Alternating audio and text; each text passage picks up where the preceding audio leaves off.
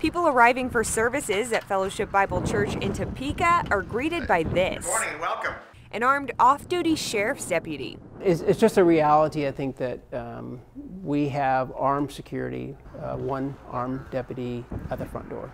A reality that came into sharp focus again last November when a gunman killed 26 people at a church in Texas. It's brought more requests for law enforcement like the Shawnee County Sheriff's Office to help protect these places usually considered sanctuaries. Currently, we have approximately 5 or 6 officers that work off-duty security jobs for Topeka area churches.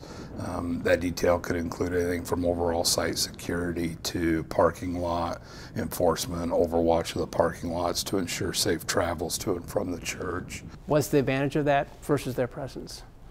You walk up, you see someone in uniform, there's a presence to be known that, hey, we want a secure environment here, we want safety.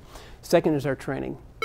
The training that a law enforcement person brings in, an off-duty law enforcement brings in, they know how to respond to crisis situations. They've been trained, mostly they've been trained in de-escalation techniques. But it can be tough to take steps to keep people out when your mission is to welcome people in, explains Ted Inslee, president of Church Council at First Lutheran Church in Topeka. We need to balance that, still have the open arms of the open thing in the church, but at the same time, you have to have those security measures the day we live in, and that's what we're looking at. And it's why many church leaders expect it's a conversation more congregations will have in the future. Armed security, like an off-duty officer, that's an expense that some churches can't afford.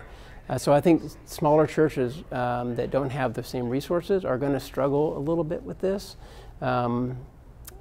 It puts them in a difficult situation. It's a question of how to best protect lives while saving souls. Sometimes the volunteers or the untrained person may automatically jump to using force. Law enforcement officers realize and are trained that the use of force is a last resort. Erika, 13 News.